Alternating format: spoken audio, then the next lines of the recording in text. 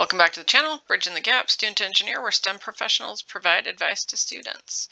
Today is a special video for a specific time of year, and that being May, or maybe a little bit before. The question is now what? So you've committed to a school, and what's next?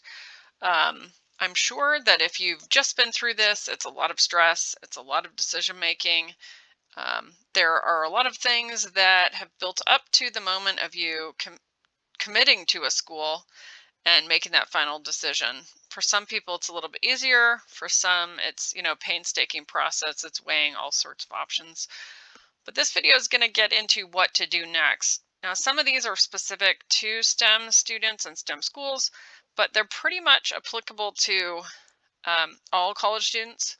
So please feel free to share with friends who are in STEM or not in STEM, and hopefully this will help them and you get through the next few months. We're going to start with getting connected. This is what everyone needs to do. It is very important to be connected. So we're going to start with social media. There are a lot of different things you can do now as you are going into college, connecting with an admitted students group online, joining any roommate finding group or app that the school provides. You really want to use this summer to meet people online and find someone who's compatible with you. I usually call these roommate dating apps because some of them are really like dating apps where you go answer questions, but join that, whatever that is.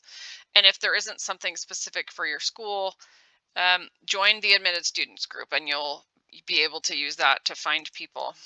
Have your parents join a parents group.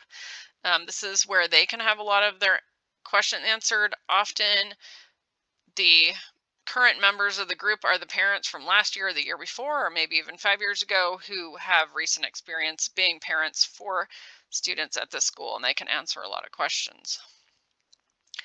Follow the social media accounts for your major.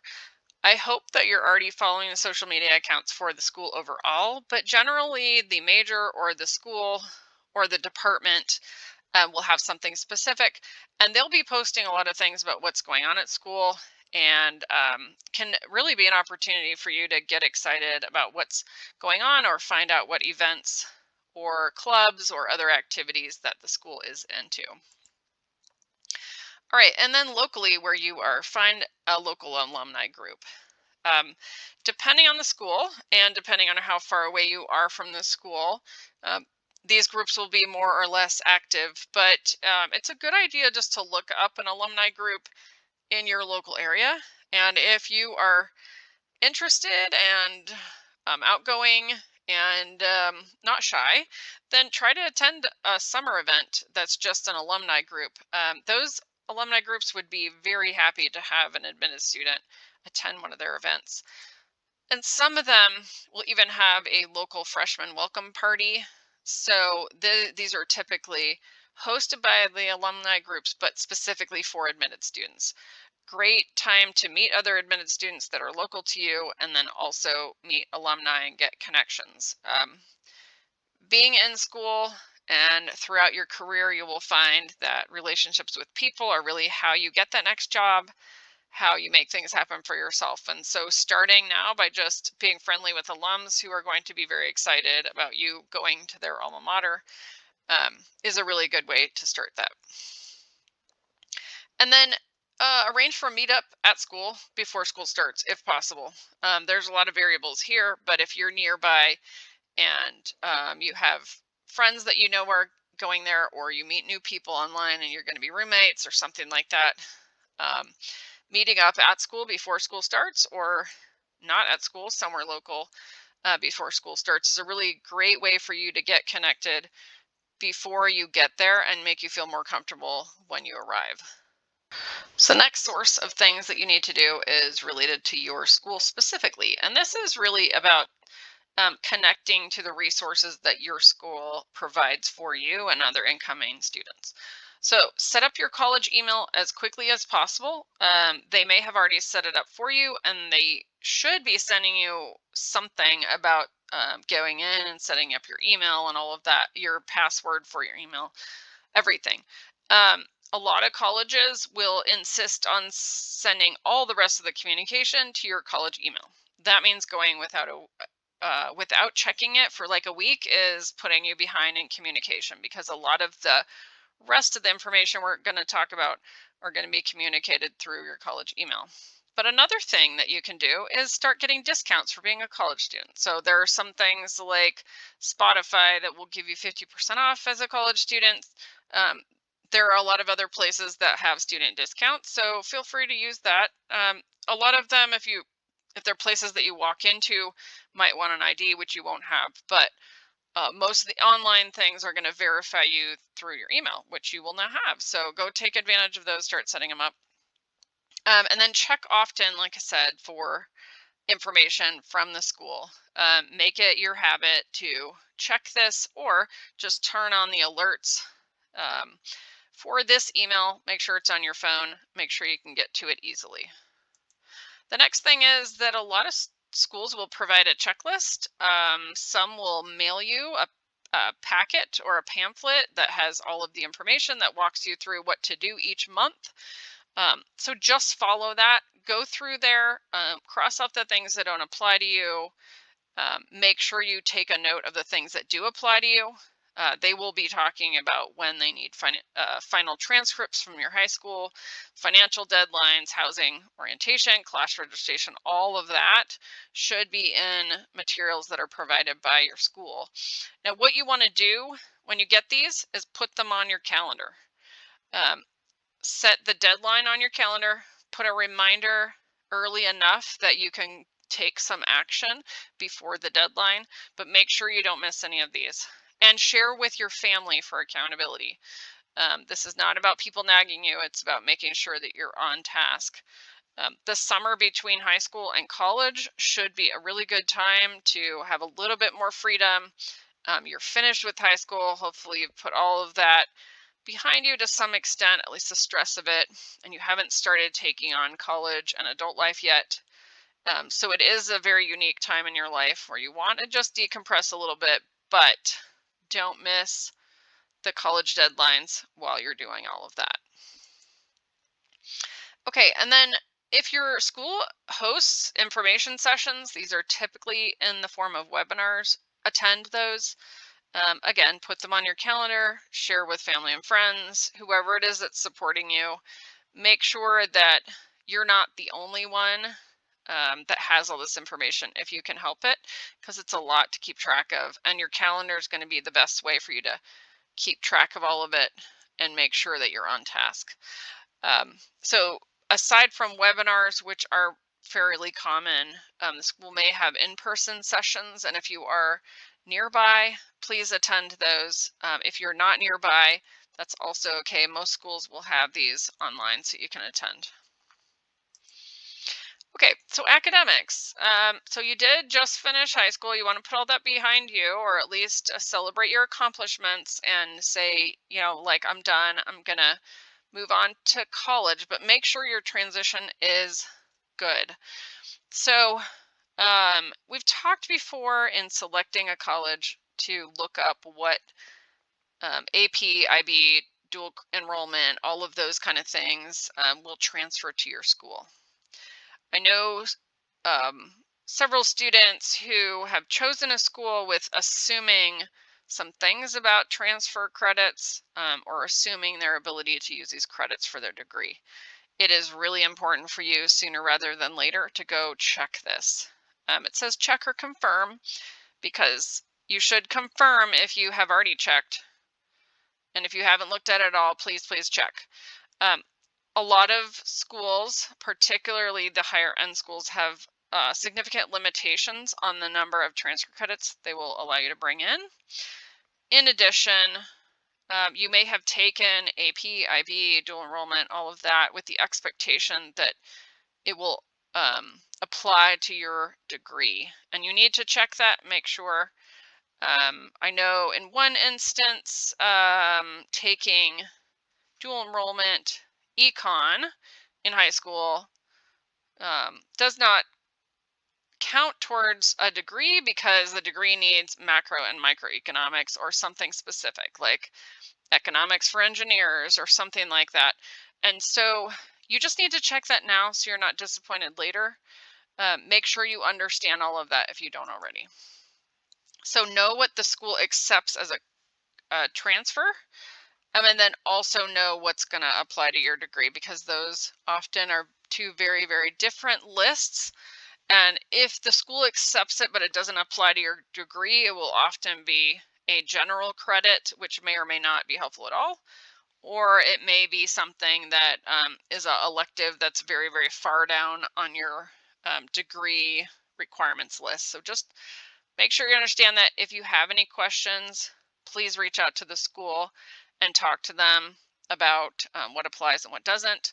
A lot of schools use Transferology, transferology.com. I will provide a link to that in the description here so that you can go to that and see if your school uses that.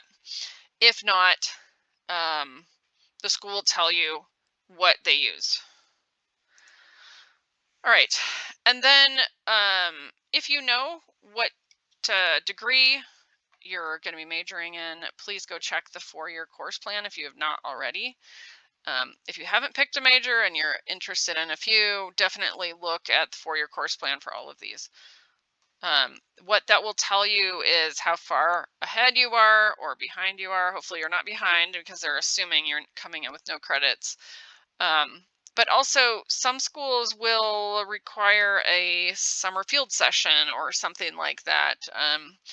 They'll have things like co-ops on there and everything. So just go look, make sure you understand what that 4-year course plan is telling you, and that you are prepared to go into that.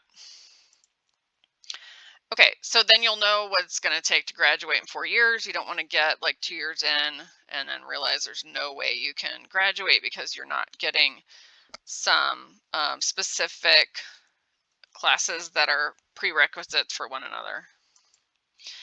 Okay, and then plan ahead for class registration. You will be going into class registration as a first year. Often schools will give you priority based on how many credits you have accomplished, and so sometimes the number of transfer credits you have will put you a little bit higher in that priority list. But you need to know when you're going to be registering, when you need to be where, and how you need to put your plan together.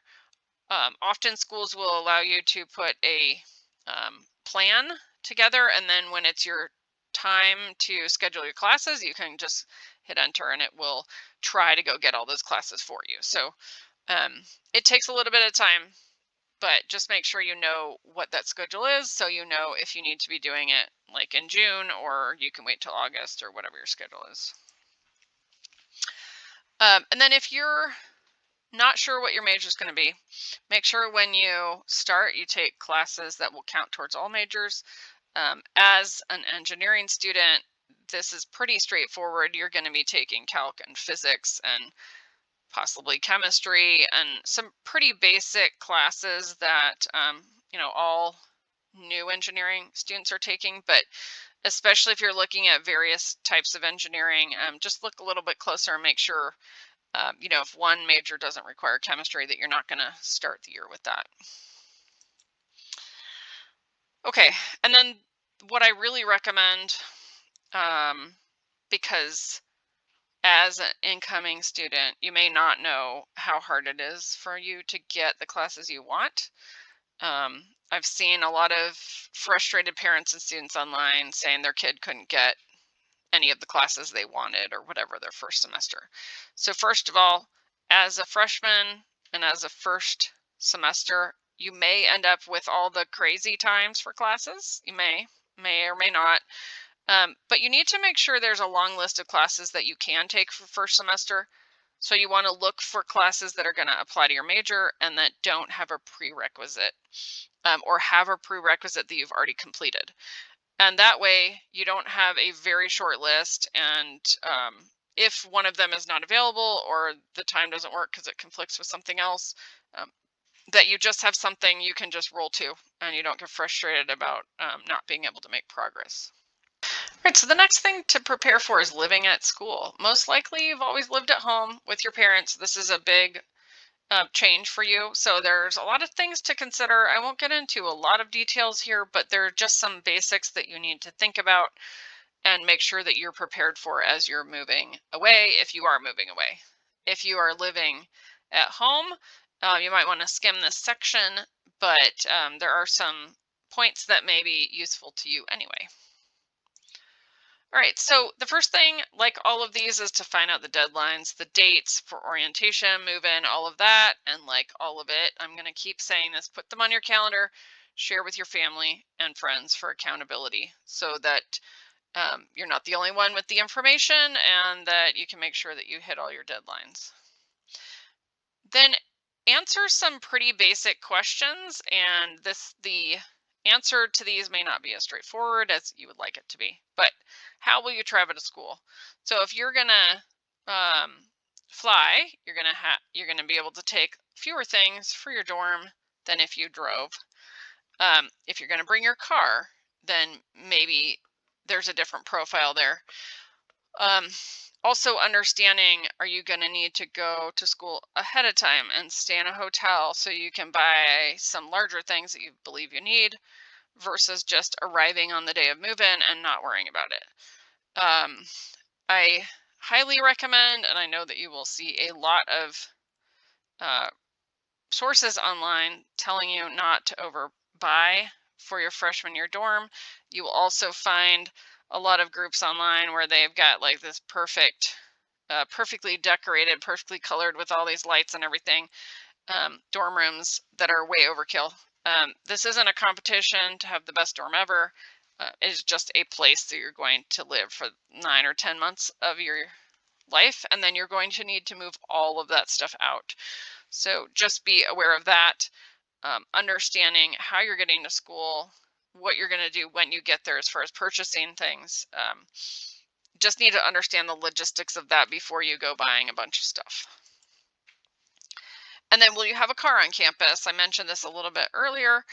Understanding if you need a car, if your school will allow freshmen to have a car, how will you pay for that car? How will you pay for ongoing gas or other fuel requirements? Just some things to think about as you're talking about next year.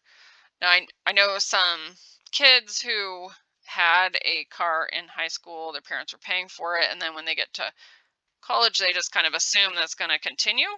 But you really need to have those conversations. Is the car you drove in high school going to go to your kid brother, or is it really going to go with you? All of those questions need to be answered. All right, then choosing a meal plan. This is something that they're often a couple different levels, but look closely at the prices, because sometimes getting 5 more meals a week will cost you an extra $50 for the entire semester. There's very little price difference between the full plan and partial plans.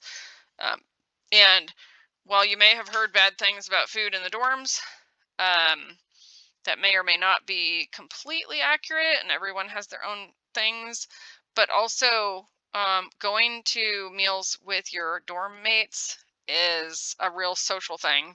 So you don't want to be left out because you don't have enough of a plan. On the other hand, you also don't want to waste a bunch of money if you're not going to be eating there. So just look at the options, look at the prices, and also understand what your deadline is to change. All right, and then finances. So college costs a lot of money.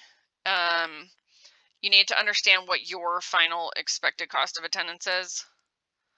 If you have not already looked at this and it was not already part of your decision, you need to just go look at it again and make sure you understand where you are with how much money you're going to have to come up with, and understand how you're going to pay for it. So if you've got loans, then you need to work through that. If parents are going to pay for things, if the first year is going to come out of 529, whatever those things are, you need to make sure that you're having an honest and open discussion about where the money is going to come from. Communicate with the financial aid office. They are generally where you get connected to federal student loans. And then if you need to look at those private loans, you're going to have to probably do that on your own. So just look at options, shop around, make sure you understand what your repayment requirements are.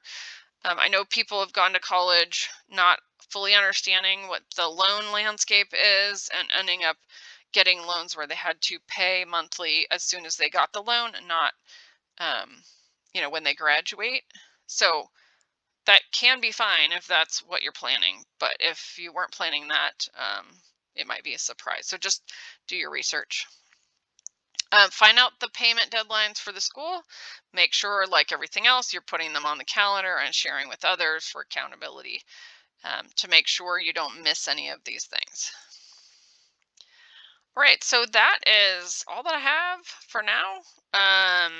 If you have any questions, please leave a comment. I am sure that I missed some things, so definitely feel free to add to the list for others in this conversation to make sure that we get you and other incoming freshmen ready for their first year.